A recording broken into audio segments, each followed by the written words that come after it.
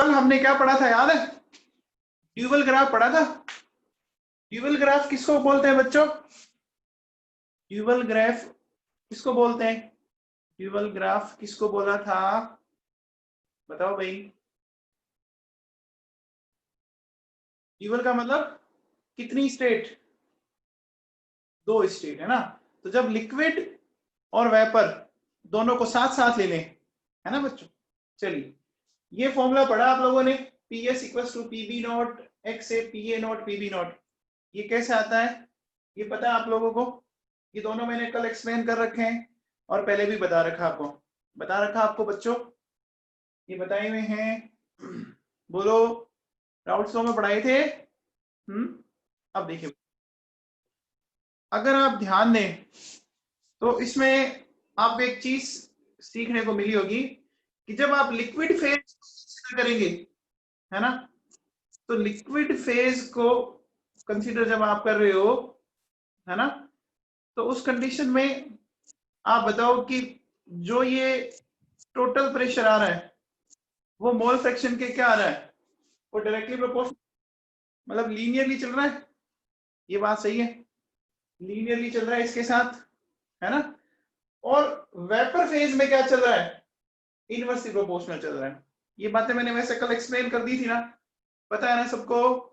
बोलो, है ना। तो एक बात बताओ, ये देखो, ये जो ग्राफ बनाया है ये मैंने बनाया लिक्विड फेज के लिए, ये मैंने ऐसे दिखा रखा है देखो। और ये हाइपरबोलिक जो ग्राफ है ये मैंने वेपर फेज के लिए बनाया। ये वैसे कल ग्राफ बताया था, मुझे लगा कि कुछ बच्चे अभी भी थोड़े से कंफ्यूज हो रहे थे, इसलिए मैंने एक बार वापस ले लिया टॉपिक। अब इसको समझना, डेफिनेट आपको कंफर्म समझ में आएगा, है ना। 200% मैं एकदम श्योर हूं कि समझ में आएगा आपको। देखिए, आप सुनिए, ये मैंने इस ग्राफ पे एक लाइन बना दी, ये 5 पॉइंट बना दिए देखो, A B C D E, ठीक है। आप बताओ, जो ऊपर वाली लाइन है ना, जो ब्लैक कलर की लाइन है वो किसको बता रही है? बताओ, ब्लैक कलर वाली लाइन किसको बता रही है? लिक्विड को, ठीक है। एंड रेड कलर वाली वेपर फेज को। और दोनों के बीच में दोनों आ जाएंगे, फिर इक्विलिब्रियम आ जाएगा। चलिए, अब बेटा एकदम ढंग से समझना, बहुत अच्छे से समझ में आएगा आपको, चेक करना। देखिए, आप बताओ, इस एक्सिस पे प्रेशर ऊपर जाएंगे तो बढ़ रहा है ना। इस एक्सिस पे अगर मैं ऊपर जा रहा हूं तो प्रेशर क्या हो रहा है? बोलो, क्या हो रहा है बच्चों? बढ़ रहा है। तो जब मैं नीचे आऊंगा तो प्रेशर क्या होगा? डिक्रीज करेगा। पक्का? बोलो, करेगा क्या? प्रेशर डिक्रीज करेगा, है ना। तो अब देखिए, पॉइंट बी पाया, बी से सी, डी और ई, तो प्रेशर कंटिन्यूसली क्या हो रहा है?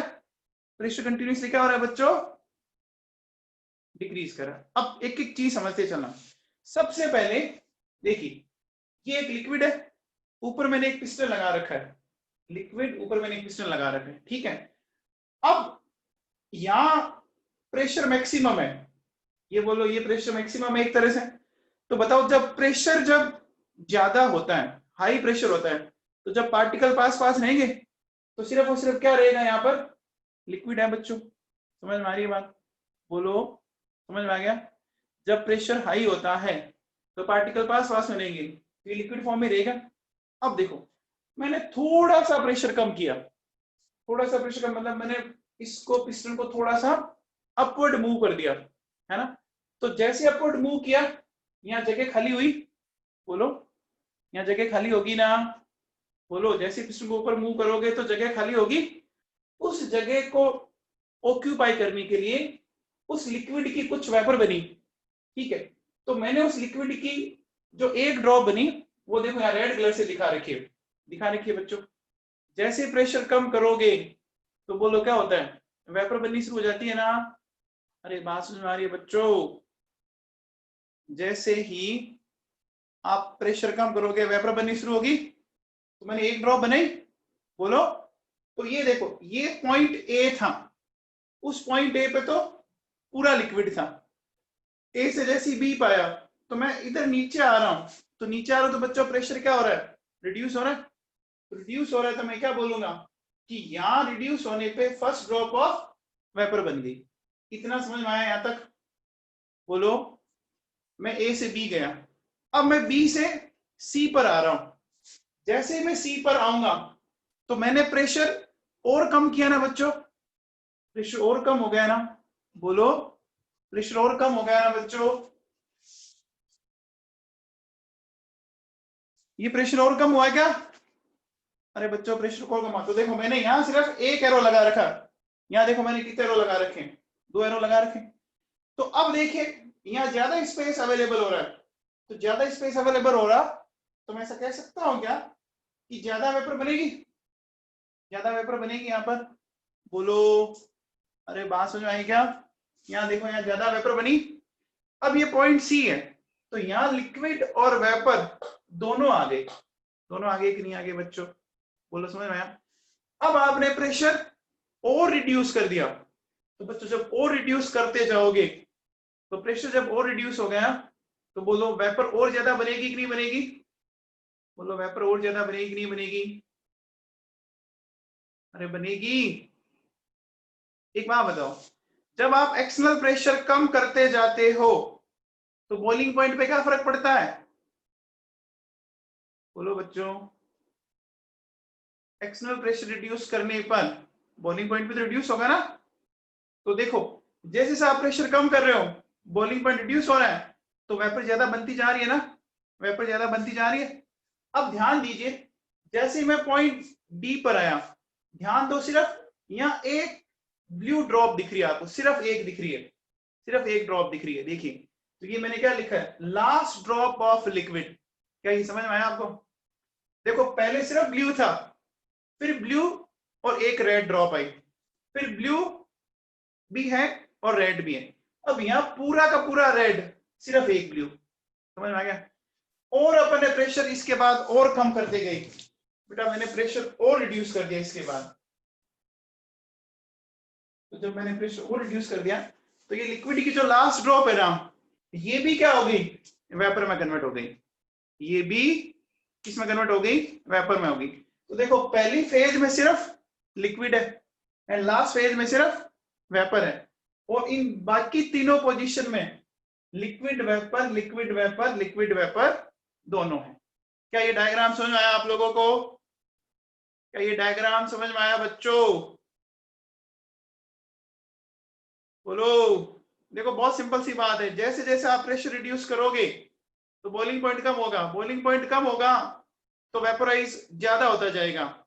तो मुझे एक बात बताओ, ये वो पॉइंट है जहां पर पहली ड्रॉप वेपर की बनी। तो जब पहली ड्रॉप वेपर की बनी यानी पहला बबल उठा वहां पे, उस पॉइंट को क्या बोलेंगे बच्चों? उस पॉइंट को क्या बोलेंगे? बोलो। उस पॉइंट को बबल पॉइंट बोलेंगे, बोलेंगे बच्चों। तो देखो bubble point when first drop of vapour is form. Is it clear? Is it clear bubble point? ठीक है। अच्छा ड्यू पॉइंट, तो बताओ इस डायग्राम में कौन सा डायग्राम बबल पॉइंट को इंडिकेट कर रहा है? बताओ इस डायग्राम में, इस डायग्राम में बताओ, इन पांचों में बताओ बी कर रहा है क्या? ठीक है। अब बोलो ड्यू पॉइंट। ड्यू समझते हैं आप? ड्यू जो ओस और पड़ती है, तो ड्यू का मतलब वो पॉइंट जिस पर सिर्फ लिक्विड की लास्ट ड्रॉप बची हुई है, लिक्विड की लास्ट ड्रॉप बची हुई है और वो भी अब खत्म होने वाली है, वो भी अब खत्म होने वाली है। ठीक है। तो देखो बच्चों ये रहा, तो बोलो बी क्या हो गया, बबल पॉइंट, और डी क्या हो गया, ड्यू पॉइंट। बोलो समझ में आ गया? एक बात बताओ आप मुझे कि बी और डी के बीच में हमेशा क्या रहेगा, इक्विलिब्रियम रहेगा ना, बी और डी के बीच में। क्योंकि देखो बी और डी दोनों कंडीशन आपकी एग्जिस्ट कर रही है, दोनों कंडीशन एग्जिस्ट कर रही है ना। बोलो, दोनों कंडीशन एग्जिस्ट कर रही है क्या? तो मैं ऐसा कह सकता हूं कि इक्विलिब्रियम हमेशा किन किन दो पॉइंट्स के बीच में रहेगा? बोलो बच्चों, इक्विलिब्रियम किन किन दो पॉइंट्स के बीच में रहेगा? Bubble and dew point, B and. समझ में आ गया? सबको कंफर्म है? कोई डाउट इसमें? बोलो। तो क्या ये, अब किसी को कंफ्यूजन तो नहीं है? बोलो बच्चों। अब मुझे एक चीज बताओ, सुनो। जब बच्चों यहां पर फर्स्ट ड्रॉप ऑफ वेपर बनी, फर्स्ट ड्रॉप ऑफ वेपर बनी, ठीक है, दिव्यांशी तोमर, इक्विलिब्रियम कैसे नहीं हुआ? ये क्या है, बी और डी, तो इस बीच वाले इलाके में क्या है, बीच वाले पोर्शन में वेपर और लिक्विड दोनों है ना, इस बी और डी के बीच में ही तो है, तो इक्विलिब्रियम बोलूंगा ना मैं। इक्विलिब्रियम में दोनों रहने चाहिए ना, इक्विलिब्रियम में तो यहाँ भी दोनों है, ठीक है। हाँ भाई,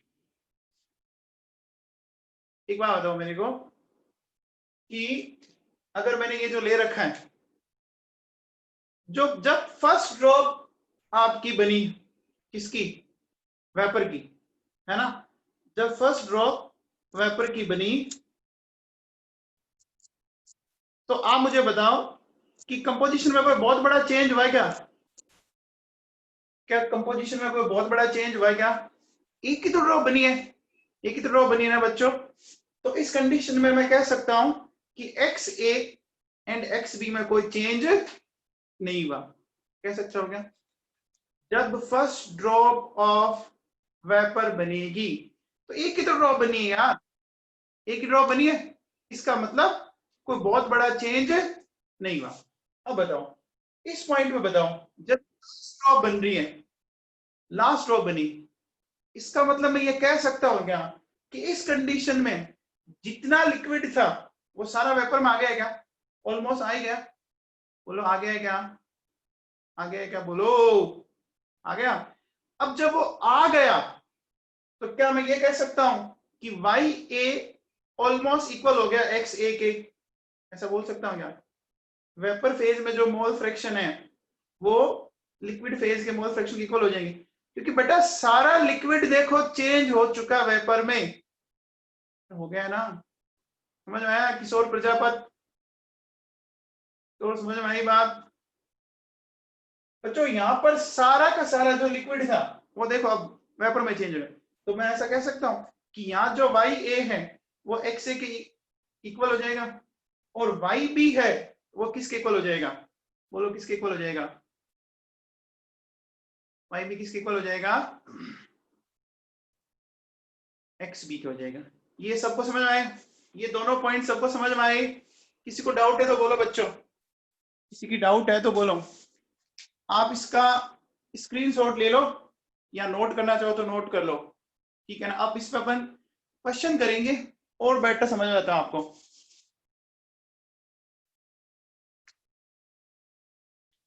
स्क्रीनशॉट ले लो बच्चों, ये मैंने बहुत सिंपल वे में बता दिया आपको, है ना?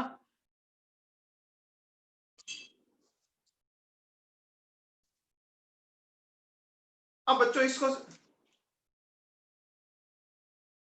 अरे दीपिका तुम्हारा सुना कर,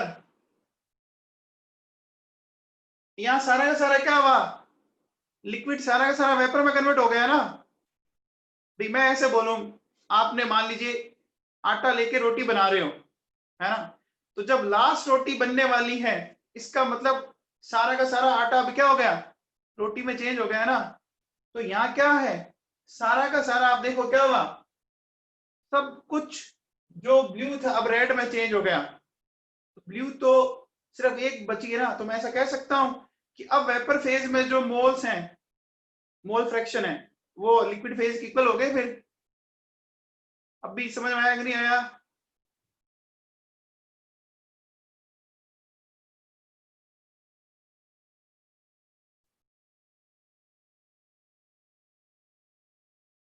हाँ चित्रक बेटा सही है, बोल सकते हैं।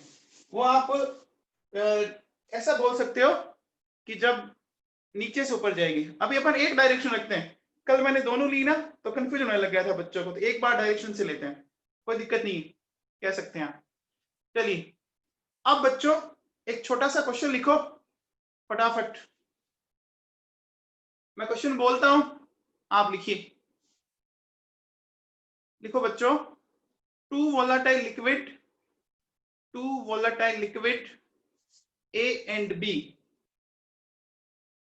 two volatile liquid A and B form ideal solution having 2 moles of A, 2 moles of A, 3 moles of B. वापिस सुन लो मैंने जो अभी तक बोला है. 2 volatile liquids capital A and capital B form an ideal solution having 2 moles of A and 3 moles of B. ठीक है. आगे ब्रिकेट में लिखो PA not equals to 100 torr. PA not equals to 100 torr. और सेकंड लिखो PB not 200 torr. PB not 200 torr.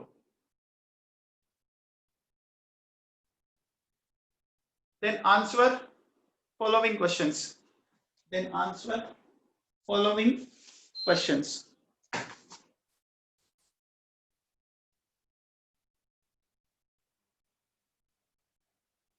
हाँ जी भैया, पहला पॉइंट लिखो, पहला मतलब इसमें पार्ट लिखो क्वेश्चन का. Pressure at which first drop of vapor appears.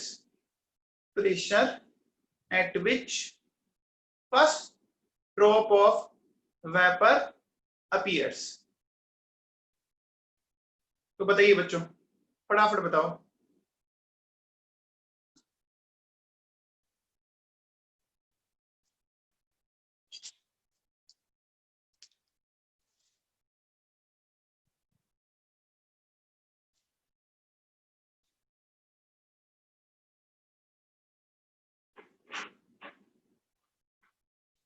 क्या रहा आंसर? बोलो बच्चों. यानी आपको इस जगह का प्रेशर पूछ रहा है, इस जगह का प्रेशर पूछ रहा है. देखो बच्चों सुनो, आपको मोल्स ऑफ ए दिए हुए 2, बी के दिए हुए 3, दिए हुए में कोई दिक्कत नहीं. तो मुझे एक बात बताओ, जब फर्स्ट ड्रॉप ऑफ लिक्विड बनी तो क्या एक्स से और एक्स बहुत बड़ा चेंज हुआ क्या? अरे बच्चों हुआ क्या? नहीं हुआ ना. तो मैं एक्स से निकाल सकता हूं ऐसे 2/5 और एक्स भी निकाल सकता हूं क्या? 3/5. ये तो समझ में आ गया क्या? मोल फ्रैक्शन निकालना समझ में आता है आप लोगों को? मोल फ्रैक्शन निकालना आता है बच्चों, पर्टिकुलर के मोल डिवाइड बाय टोटल मोल. अब देखो सुनो, इस कंडीशन में PS या P टोटल जो भी लिखना चाहें आप, तो बोलो x से PA नॉट और XB PB नॉट. ठीक है. हाँ वेरी गुड हर्ष. तो देखो 2/5 PA नॉट 100 दिया था, 3/5 200 दिया था. ठीक है.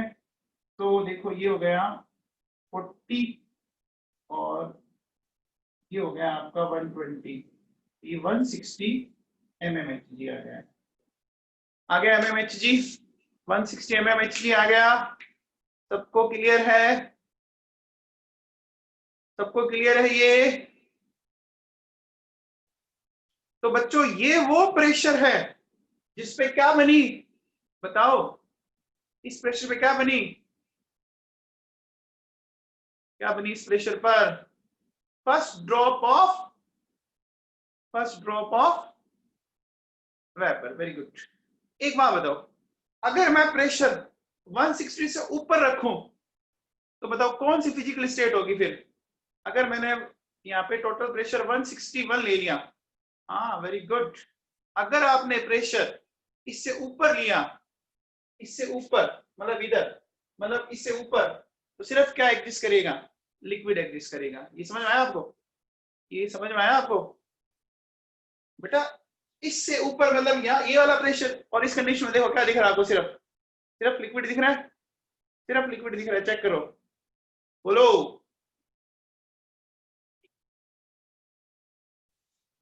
चलिए नेक्स्ट बात करें, नेक्स्ट क्वेश्चन लिखो। नेक्स्ट लिखिए, calculate composition of, calculate composition of first drop of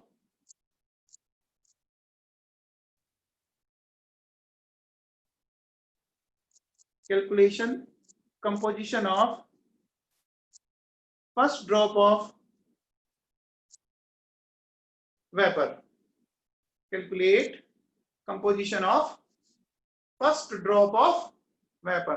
यानी क्या पूछ रहा है बताओ आपसे, फर्स्ट ड्रॉप ऑफ वेपर यानी क्या पूछ रहा है बताओ, कौन बताएगा आप में से, आपसे क्या पूछ रहा है ये, फर्स्ट ड्रॉप ऑफ वेपर का कंपोजिशन पूछ रहा है। इसका मतलब आपसे Y A and Y B पूछ रहा है क्या, Y A and Y B पूछ रहा है क्या, है ना। तो बताओ बच्चों, Y A and Y B बताइए।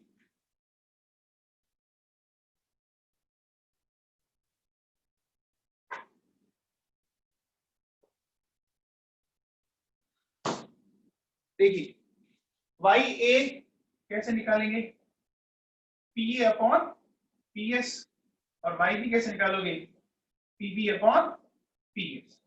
ये याद है क्या, ये आपने पढ़ा था, X A P A not और ये पी एस, ये X B P B not और पी एस।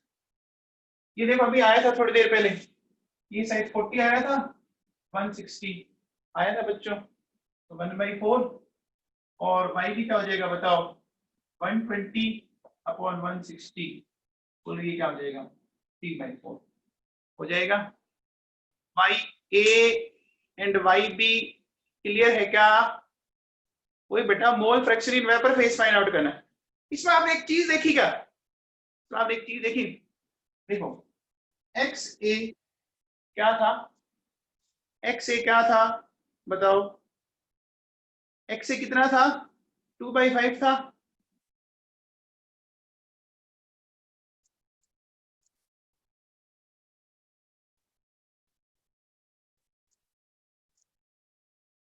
एक्स ए 2/5 था और एक्स बी 3/5 है बच्चों। अब वाई ए 1/4 और वाई बी 3/4। आप मुझे बताओ वेपर फेज में किसके मोल फ्रैक्शन ज्यादा है, वेपर फेज में किसके मोल फ्रैक्शन ज्यादा है, ए के या बी के, बी के ज्यादा है। अच्छा बी के क्यों ज्यादा है, बी के क्यों ज्यादा है, बी के क्यों ज्यादा है, क्यों ज्यादा है, बी के क्यों ज्यादा है, देखो बेटा बी ज्यादा वोलाटाइल है, बी का वेपर प्रेशर देखो, बी का वेपर प्रेशर देखो कितना है 200 है, और ए का कितना है 100 है, तो जो जितना ज्यादा वोलाटाइल होगा उसके मोल फ्रैक्शन आपके वेपर फेज में उतनी ज्यादा होंगे। ये बात समझ आ गई, बोलो समझ में आई क्या मैंने क्या बोला, अरे बच्चों सुनो, देखो ये 2/5 3/5 ठीक है, 2/5 का मतलब 40% 60%, 40-60 बोल सकता हूँ, ये 25-75। अब देखो वेपर में बी ज्यादा आया, बोलो इसलिए ज्यादा आया, क्यों, क्योंकि बी क्या है, बोलो क्या है बच्चों, बी आपका, बोलो क्या है, ज्यादा वोलाटाइल है। तो एक हमेशा ध्यान रखना कि जो ज्यादा वोलाटाइल है वो वेपर फेज में भी ज्यादा रहेगा। ये समझ में आ गया सबको, ये समझ में आ गया। देखो एक तो वो प्रेशर जहां पे ये फर्स्ट ड्रॉप ऑफ वेपर बनी, और इसका कंपोजिशन क्या है वो मैंने चेक कर लिया। इतना सबको क्लियर है क्या, इतना सबको क्लियर है क्या, चलिए अब नेक्स्ट क्वेश्चन लिखिए, नेक्स्ट क्वेश्चन लिखो,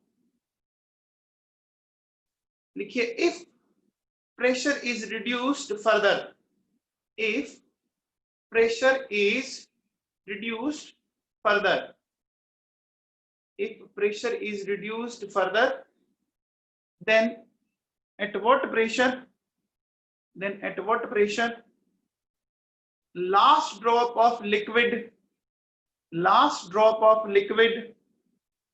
will disappear. Last drop of liquid will disappear. ये क्या पूछ रहा है आपको? कुछ पता लगा आपको? ये कौन से पॉइंट पे आ गया आप बताओ? ये कौन से पॉइंट पे पहुंच गया? डी पॉइंट पे पहुंच गया। अच्छा बताओ, ये वाला प्रेशर उस वाले प्रेशर से कम आएगा या ज्यादा आएगा? बताओ, कम आएगा या ज्यादा आएगा? कम आएगा बच्चों, आएगा। कितना आएगा कौन बताएगा?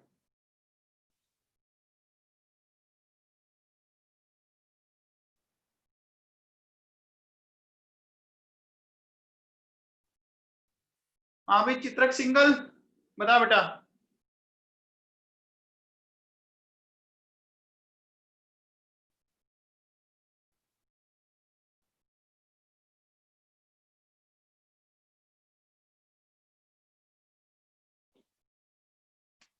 बताओ बच्चों, आंसर बताओ।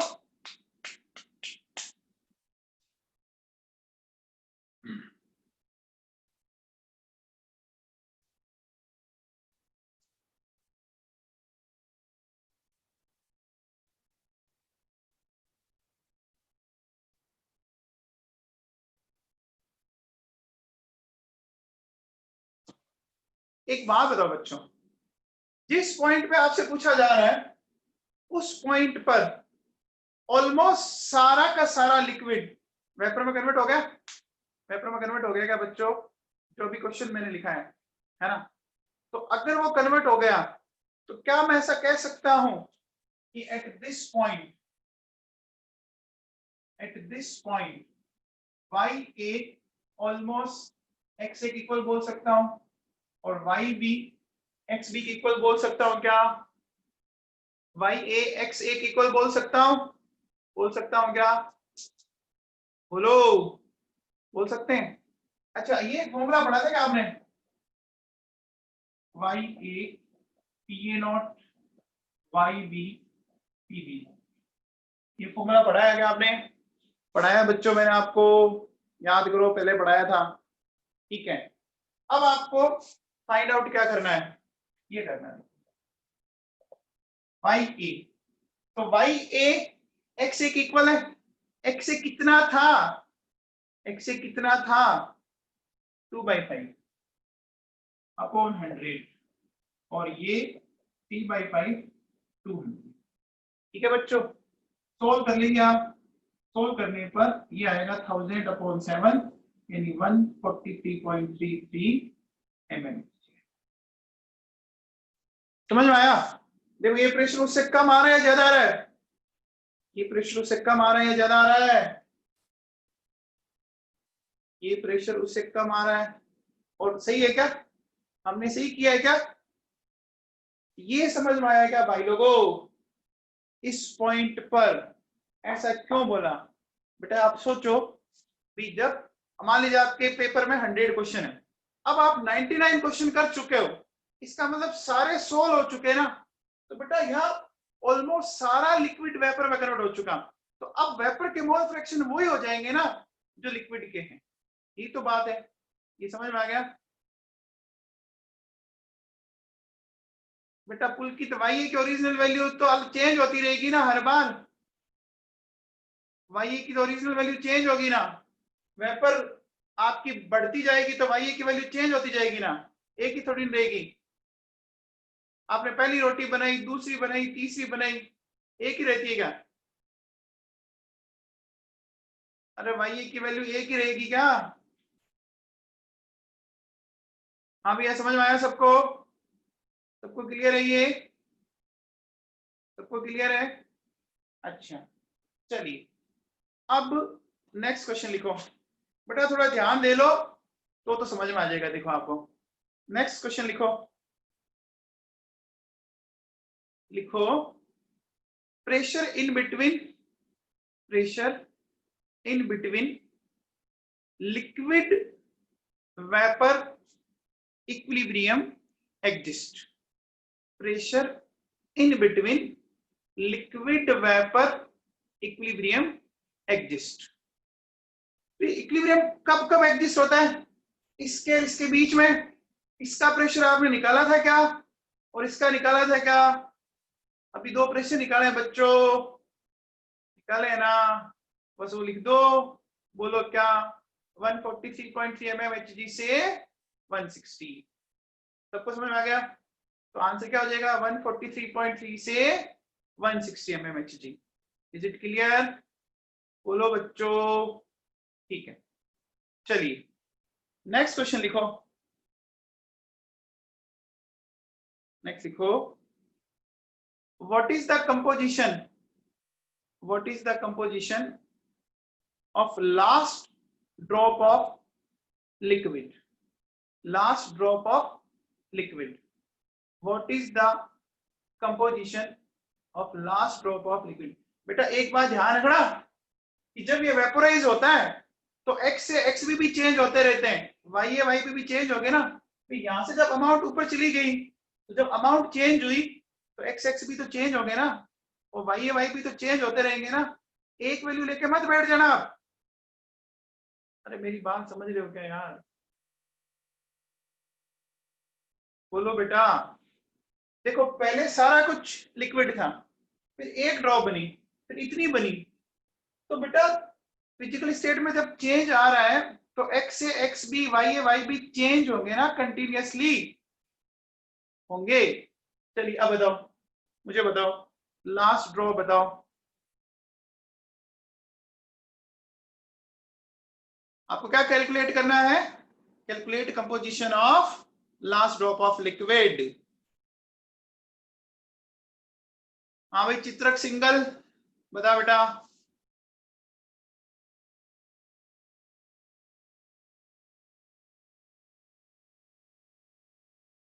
देखो ध्यान दोगे तो बच्चों बहुत सिंपल है, और ध्यान नहीं दोगे तो बहुत टफ लगेगा ये।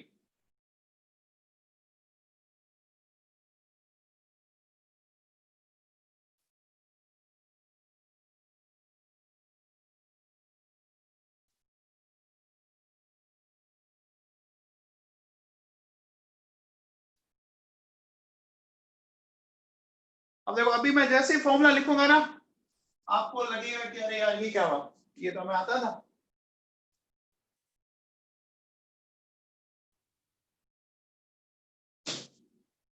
देखो बच्चों सुनो, एक बार बताओ, देखो क्या करेंगे, हमारे पास एक ऐसा फॉर्मूला आया था क्या, Y A X A P A not और पी एस, ऐसा एक फॉर्मूला आया था। अब मैं इस एक्स ए को एक्स डेज कर देता हूं क्योंकि चेंज हो गया ना। अब आपको इस कंडीशन में पूछ रहा है तो मैंने इसको डिफरेंशिएट करने के लिए, वेरी गुड चित्रक, बहुत बढ़िया बेटा। ये अब मुझे बताओ, जब लास्ट ड्रॉप ऑफ लिक्विड बन रही है तो उस कंडीशन में वाई ए किसके इक्वल किया था? बताओ भाई, वाई ए को मैंने किसके इक्वल किया था? एक्स ए, और एक्स ए क्या था? 2/5 था ना। ठीक है, अब देखो आपको ये फाइंड आउट करना है। अच्छा पी ए नॉट पता है आपको? अब देखो बच्चा कंफ्यूज होता है कि पीएस कौन सा रखूं। दो पीएस आए थे हमारे पास, दो पीएस आए थे, 160 वाला और 143.3 वाला। कौन सा रखेंगे बोलो, कौन सा रखेंगे? 160 वाला या 143 वाला? बेटा पूछ इस कंडीशन में रहा है तो ये रखेंगे ना। हाँ, 1000/7 सोल्व करके निकालेंगे आप, सोल्व करके निकालेंगे। बोलो बच्चों, हो गया? सबको क्लियर है ये? देखो बच्चों अगर आपने इस डायग्राम को ध्यान दिया है तो मैंने बहुत सिंपल वे में समझाने की कोशिश की है, बहुत ही सिंपल वे में, है ना। चलिए अब एक क्वेश्चन और करते हैं बच्चों, है ना। तो मेरे हिसाब से अब ड्यू पॉइंट और बबल पॉइंट में कोई प्रॉब्लम होनी नहीं चाहिए। अच्छा एक चीज और सुन लो, एक क्वेश्चन लिखो, देखो ये है वापस 2 mole of A and 3 mole of P. ठीक है, फिर ये कह रहा है कि P A not 100 torque and P B not 200 torque. ठीक है, ये लिखिए। तो सबसे पहले आपको पहला क्वेश्चन कह रहा है calculate composition of vapour in given liquid vapour equilibrium. बताओ भैया, ये तो अपन कैलकुलेट कर चुके हैं ऑलरेडी, ये तो कैलकुलेट किया हुआ है, डाटा मैंने वही लिया बच्चों, अलग लिए नहीं, चेक करो। ये तो किया था ना अभी बच्चों, थोड़ी देर पहले याद करो। वाई ए 1/4 आया था और वाई बी 3/4 आया था क्या? ये चेक करो, देखो सबसे पहले पीएस निकाल लो, X A P A naught, X B P B naught, ऐसा किया था ना। एक्स से क्या था 2/5 इंटू 100 और 3/5 इंटू 200, ये आया था 160। तो हमने वाई ए निकाला था, याद करो, वाई ए बोला था, ये कितना था 40/160, 1/4 एंड वाई भी आया था 3/4। अभी तक तो वही क्वेश्चन है, अभी तक तो वही क्वेश्चन है। अभी तक तो वही है ना क्वेश्चन बच्चों। चलिए अब अगला क्वेश्चन लिखो, लिखो बी। बी लिखिए, लिखिए if the vapour above liquid, if the vapor above liquid, if the vapor above liquid in part small a, if the vapor above liquid in part a is collected and condensed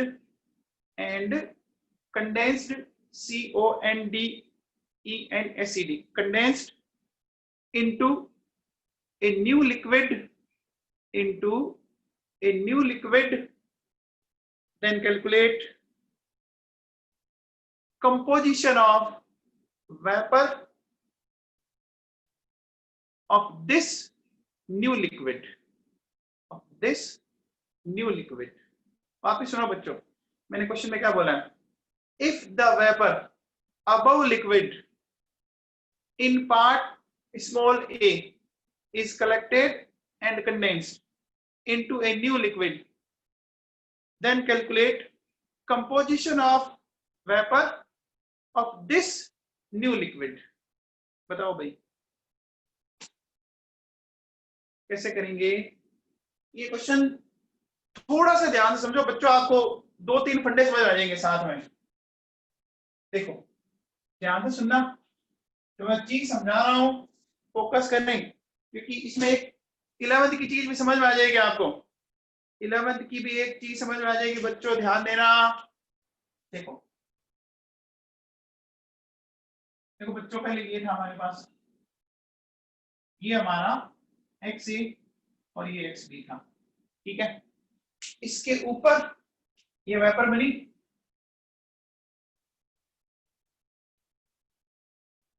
ये क्या है Y A and Y B. इतना तो सबको समझ में आया है, इतना सबको समझ में आया। अब क्या कह रहा है, इस वेपर को आप कलेक्ट करो और उसको कंडेंस करो। बेटा एक बात बताओ, वेपर को जब कलेक्ट करके कंडेंस करेंगे तो वापस किस में कन्वर्ट हो जाएगा वो, बोलो। वो वेपर अब किस में कन्वर्ट हो गई, वो वेपर अब किस में कन्वर्ट हो गई, लिक्विड में हो गई। तो देखो ये जो ब्लू कलर के जो डॉट थे, ठीक है, इसको कंडेंस करके यहां मैंने लिक्विड बना दिया,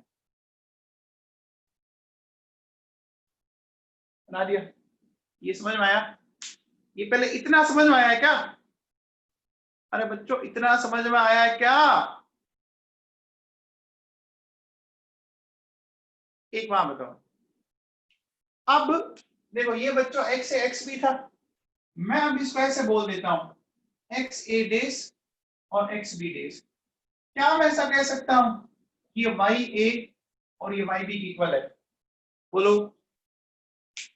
जो इस वेपर से मैंने लिक्विड बनाया उस लिक्विड में जो मोल फ्रैक्शन आएंगे वो रहेंगे तो वही ना, अरे वही रहेंगे ना बच्चों, अलग तो नहीं आएंगे ना। ये सबको समझ में आई बात? अब देखो सुनो, अब क्या करेंगे, अब इसकी जो वेपर बनी, इसकी जो वेपर बनी, ठीक है, तो अब इसकी वेपर में Y A dash and Y B dash आपको फाइंड आउट करना है, तो कर सकते हैं क्या? आप बताओ वाई ए कितना आया था थोड़ी देर पहले, वाई ए कितना आया था, कितना आया था बच्चों? 1/4 और 3/4। तो अब बताओ सबसे पहले अपन पी एस फाइंड आउट कर लें, X A days P A not और X B days P B naught. बोलो ऐसा कर सकते हैं क्या, ऐसा लिख सकते हैं क्या, ऐसा लिख सकते हैं क्या बच्चों? ये एक्स ए डेज क्यों लिखा समझ में आया क्या? अब देखिए 1/4 इंटू 100, 3/4 इंटू 200 है ना।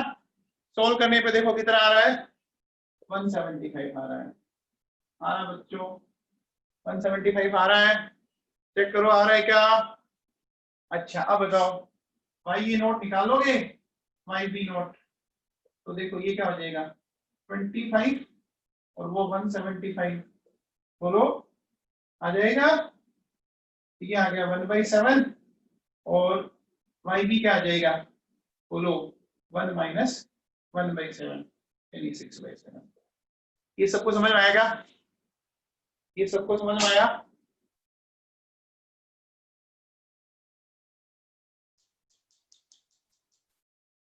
अब बताओ अगर मैं आपसे ये कहता कि इसमें आप आगे और चलो, आगे क्या, अब देखो एक बार फिर ये जो वेपर बनी है इसको फिर ठंडा कर दो, कूलिंग किया, कर दिया बच्चों, बोलो सही है, और अब इससे जो वेपर बनी उसका निकालना आपको।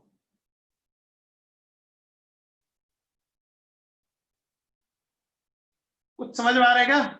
देखो बच्चों मैंने अलग अलग कलर से यूज करके एक्सप्लेन करने की कोशिश की है, अरे समझ में आया भाई लोगों? तो अब मुझे एक बात बताओ, अब मैं ऐसे सकता हूं क्या, एक्स ए डबल डेज और एक्स बी डबल डेज, बताओ एक्स ए डबल डेज किसके इक्वल होगा, एक्स ए डबल डेज किसके इक्वल होगा?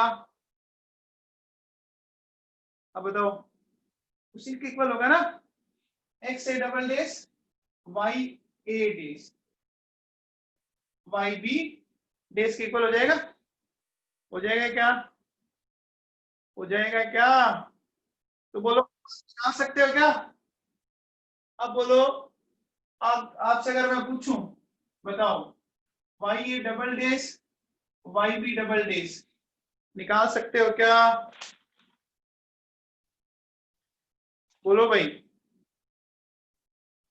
निकाल सकते हो, निकालोगे पक्का, निकालोगे क्या बच्चों? अरे निकाल लोगे क्या पक्का? चलिए अब मैं एक चीज समझाता हूं, बहुत ध्यान से सुनना, बहुत काम आएगी आपके एग्जाम में। देखो बच्चों सुनो, जब आपने स्टार्ट किया एक्स ए और एक्स बी, ये था बोलो 2/5 40% 60%, पहली बार में कितना हो गया जो वेपर बनी वाई ए वाई बी 25% और 75%। जब नेक्स्ट टाइम गए, जब अपन नेक्स्ट टाइम गए तो Y A dash Y B dash है ना, तो वाई ए और वाई बी ये 1/7 और 6/7 कैलकुलेट कर सकते हैं आप, 1/7 और 6/7 ये लगभग लगभग आपका आ रहा है 85% और ये आ रहा है लगभग लगभग 15%। आ जाएगा? आ जाएगा बच्चों 6/7? बोलो। ठीक है। और इसके बाद अगर आप और आगे जाते हो, इसके बाद अगर आप और आगे जाते हो तो देखो ये क्या हो जाएगा, ये लगभग लगभग हो जाएगा 7.7% एंड 92.3%। ये मैंने कैलकुलेट कर रखा है, आप कैलकुलेट करके चेक कर लेना। आप इसमें क्या चीज देख रहे हो बच्चों, बताओ क्या चीज आपने इसमें देखी, बताओ। वेपर में कौन सा कंपोनेंट लगातार राइज कर रहा है?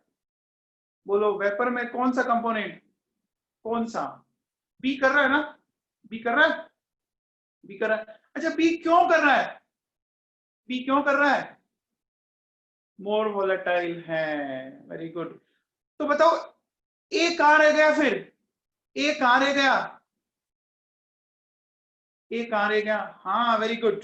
देखो ए तो लिक्विड में रह गया और बी कहां चला गया, वेपर में चला गया, चला गया, चला गया क्या?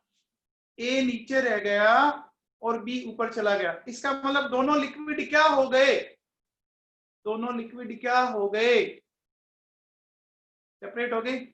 इस फंडे को क्या बोलते हैं, इस फंडे को क्या बोलते हैं, इस फंडे को क्या बोलते हैं? इसी फंडे को बोलते हैं डिस्टिलेशन या फ्रैक्शनल डिस्टिलेशन। तो समझ में आया? इस एग्जांपल से फ्रैक्शनल डिस्टिलेशन समझ में आया क्या? बोलो। अरे फ्रैक्शनल डिस्टिलेशन समझ में आया क्या? जब भी दो लिक्विड, अच्छा एक बात बताओ, आपने अभी क्या देखा था, आपने अभी ये देखा था ना, देखो पीए नॉट 100 था और पीबी नॉट 200 था। अच्छा एक बात बताओ, जिसका वेपर प्रेशर ज्यादा होता है उसका बॉइलिंग पॉइंट क्या होता है? जिसका वेपर प्रेशर ज्यादा उसका बॉइलिंग पॉइंट क्या होता है? कम होता है ना। तो जिसका बॉइलिंग पॉइंट कम होता है वो जल्दी वेपर बनाएगा कि नहीं बनाएगा? वो वेपर जल्दी बनाएगा कि नहीं बनाएगा? बनाएगा ना। तो बेटा जो वेपर जल्दी बनाएगा, चेक करो कौन आ रहा है वेपर फेज में, बोलो। तो क्या दोनों लिक्विड सेपरेट हुए, क्या दोनों लिक्विड सेपरेट हुए? इसी को क्या बोलते हैं? Fractional distillation. बच्चों आज की क्लास बहुत इंपॉर्टेंट है, सारा कुछ समझने का है और मैंने एकदम सिंपल वे में समझा रहा हूं। अगर आप ध्यान नहीं दे रहे हो तो फिर मैं कुछ नहीं कर सकता बच्चों। आप बोलो समझ में आ गया? तो मैं ऐसा कह सकता हूं कि डिस्टिलेशन या फ्रैक्शनल डिस्टिलेशन का मतलब होता है separation of two liquids having difference in boiling point. ठीक है। जब हम हीट करते हैं तो जिस लिक्विड कंपोनेंट का बॉइलिंग पॉइंट कम होता है वो क्या होता है, वो कंटिन्यूअसली वेपर में बढ़ता जाएगा, वेपर उस कंपोनेंट से एनरिचमेंट होती जाएगी और पीछे लेस वोलेटाइल कंपाउंड रह जाएगा। क्या ये सबको समझ में आया? क्या ये सबको समझ में आया? बोलो। अच्छा बताओ, फ्रैक्शनल डिस्टिलेशन में आपने किया क्या? देखो क्या किया, हीट करके वेपोराइज किया, फिर इसको कंडेंस किया। चेक कीजिए, पहले लिक्विड की वेपर बनी, फिर लिक्विड की आपकी जो ये वेपर बनी उसको वापस लिक्विड, फिर वेपर बनाया, फिर लिक्विड बनाया। तो बच्चों इसको क्या कह रहे हैं? देखो पहले वेपोराइज, फिर कंडेंसेशन, फिर वेपोराइजेशन, फिर कंडेंसेशन। ऐसा कर रहे हैं क्या अपन फ्रैक्शनल डिस्टिलेशन में? ऐसा कर रहे हैं क्या? पहले वेपोराइज, वेपर बनी, कंडेंस किया, ठीक है, फिर वेपोराइज, फिर कंडेंस किया, फिर वेपोराइज, फिर कंडेंस किया। फ्रैक्शनल डिस्टिलेशन समझ में आया क्या? अरे आया क्या? तो बच्चों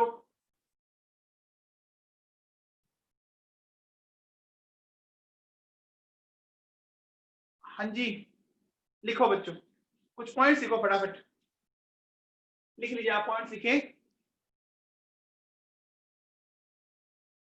पॉइंट लिखो, लिखिए separation of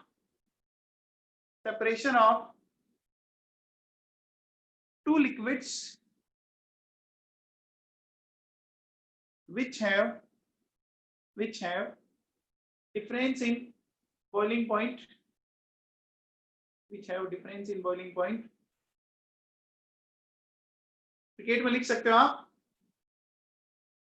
up to 10 degrees 10 degrees Celsius to 50 degrees Celsius, 10 degrees Celsius to 50 degrees Celsius. Separation of two liquids having difference in boiling point is known as fractional distillation. Fractional distillation.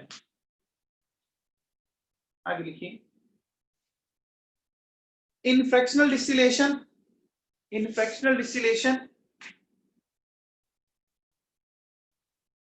there is vaporization and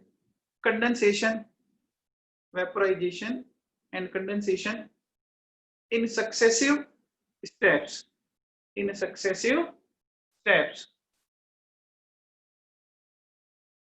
And in this way,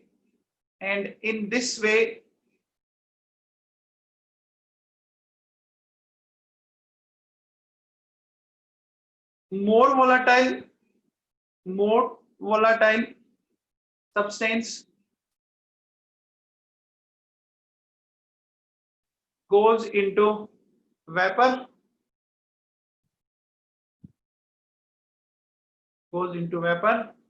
while less volatile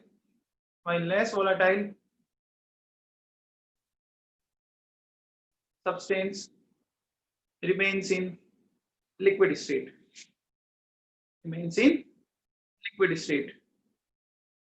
बच्चों देखो मैंने एकदम example से समझा दिया आपको, एकदम example से एक्सप्लेन कर दिया. इससे सिंपल कुछ भी वे नहीं हो सकता.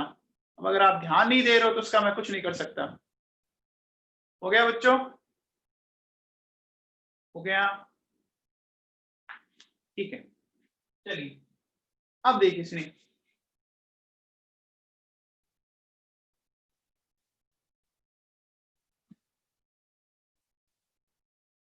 देखो बच्चों एक बात सुनो.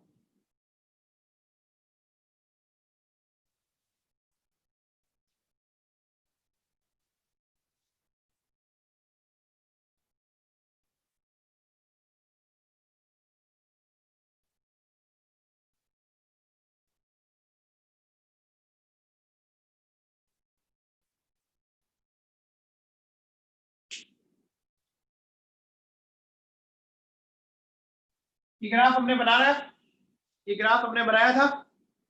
बोलो, ऊपर वाला ग्राफ बबल पॉइंट को इंडिकेट कर रहा है और नीचे वाला ग्राफ ड्यू पॉइंट को इंडिकेट कर रहा है.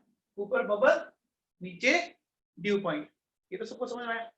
अब देखो बच्चों एक बात सुनना, ध्यान से सुनना जो मैं बोल रहा हूं. देखो ये ग्राफ एकदम स्ट्रेट लाइन तब आए जब आइडियल सॉल्यूशन बने. लेकिन एक प्रॉब्लम क्या बच्चों, दुनिया में कोई भी तो ऐसे सब्सटेंस नहीं है जो 100% आइडियल सॉल्यूशन बना दे, है ना. नियरली आइडियल सॉल्यूशन बनाते हैं, ठीक है ना. यानी ये स्ट्रेट लाइन आपको मिले मुश्किल है. तो हो सकता है कि कई बार आपको ग्राफ ऐसा मिल सकता है. देखो बच्चों ये ग्राफ कुछ इस तरह से मिल सकता है, मतलब ये थोड़ा सा ऊपर उठा हुआ मिल सकता है इस तरह से. मेरी बात को वापस ध्यान से सुन लो बच्चों, जो मैं बोल रहा हूं वापस सुन लो. देखो ये लिक्विड है, ये वेपर है, वही ये लिक्विड है, ये वेपर. एकदम स्ट्रेट लाइन तब आएगी जब आप राउल्ट्स लॉ को 100% फॉलो करो. बट बच्चों नेचर में ऐसे कोई भी सब्सटेंस नहीं है जो परफेक्टली फॉलो करें. थोड़ा बहुत तो डेविएट होती है, 1%, 2%, 5%, लेकिन अपन उनको मान लेते कि वो आइडियल है. तो जो एकदम स्ट्रेट लाइन रहनी चाहिए ना, वो थोड़ी सी ऊपर उठी हुई आती है ना. तो ऐसा ग्राफ समझ में आ गया मैंने ऐसा क्यों बनाया? अरे ऐसा ग्राफ क्यों बनाया समझ में आ गया क्या? तो थोड़ा बहुत डेविएट होगा. अब देखो बच्चों सुनो, ये वही है प्रेशर और मोल फ्रैक्शन. XA1 और XB1. अब एक चीज बताओ बच्चों, अभी मैंने किस किस के बीच में ग्राफ बनाया है? वेपर प्रेशर और मोल फ्रैक्शन के बीच में, या प्रेशर या मोल फ्रैक्शन के बीच में। अच्छा बताओ, वेपर प्रेशर और बॉइलिंग पॉइंट दोनों एक दूसरे क्या चलते हैं? वेपर प्रेशर बॉइलिंग पॉइंट दोनों एक दूसरे क्या चलते हैं? क्या चलते हैं बोलो? उल्टे चलते ना। अब बच्चों ग्राफ समझना ढंग से, अब मजा आएगा आपको। देखो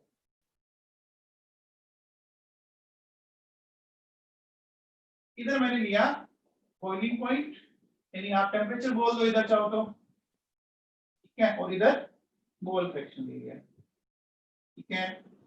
यहाँ x से 1 x b 1, ठीक है बच्चों। अब देखो सुनो, जिसका वेपर प्रेशर कम होता है बच्चों, उसका बॉइलिंग पॉइंट क्या होगा? ज्यादा होगा ना। इसका बॉइलिंग पॉइंट बच्चों, तो देखो ये ग्राफ पूरा ही उल्टा बनता है इसमें, ये ग्राफ पूरा ही अपोजिट हो गया। चेक करो, देखो इधर से नीचे था, उधर से ऊपर था। अब जिधर नीचे था उधर ऊपर चला गया, जिधर ऊपर था नीचे आ गया। ये समझ में आया क्या?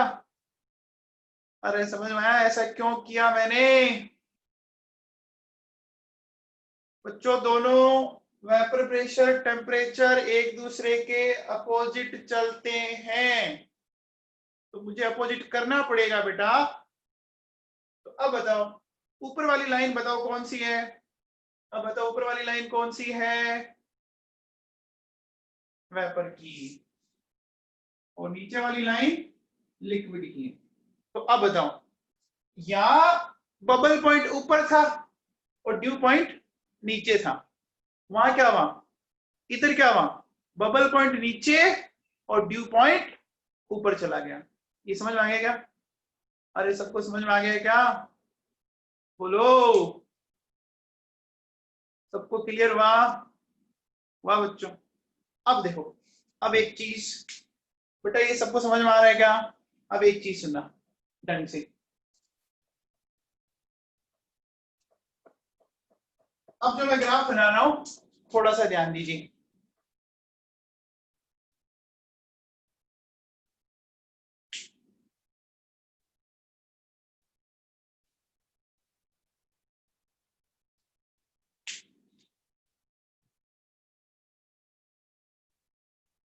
कि मैंने वही बनाया वापस। अब एक चीज इसमें समझा रहा हूं, ध्यान से समझने की कोशिश करें। देखो सुनो, मैंने इस कंपोजिशन का कोई लिक्विड लिया, लिक्विड वाली लाइन नीचे, लिक्विड वाली लाइन नीचे, तो यहाँ कोई कंपोजिशन होगा वो मैंने ले लिया, ठीक है, वो मैंने कंपोजिशन मैंने ले लिया, ठीक है बच्चों। अब देखो इस कंपोजिशन का बॉइलिंग पॉइंट तो ये रहा, पता लग जाएगा।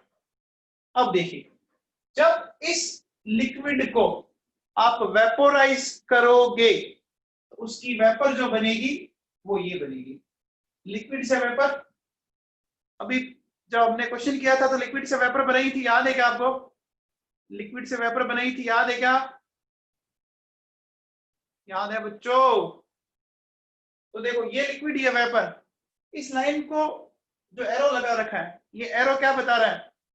एरो क्या बता रहा है? ये इस तरफ क्या बता रहा है? लिक्विड से वेपर जा रहा है तो क्या बता रहा है ये? वेपोराइजेशन या कंडेंसेशन? वेपोराइजेशन। आप मुझे बताओ वेपर किस तरफ आपकी शिफ्ट हुई हुई है, ए की तरफ या बी की तरफ? वेपर किसकी तरफ शिफ्ट हुई हुई है? बी की तरफ हुई हुई है, देखो इधर है। अच्छा बी की तरफ ही क्यों? देखो बच्चों, बी का बॉइलिंग पॉइंट कम है, बी का बॉइलिंग पॉइंट कम है, तो जिसका बॉइलिंग पॉइंट कम होगा, है ना, इसका बॉइलिंग पॉइंट कम होगा, ज्यादा वोलेटाइल होगा। अब देखो बच्चों, मैंने इस वेपर को मैंने वापस कंडेंस किया, इस वेपर को मैंने वापस कंडेंस किया, तो कंडेंस करने पे क्या बन जाएगा? कंडेंस करने पे क्या बन जाएगा? लिक्विड बन जाएगा। बोलो, इस लिक्विड को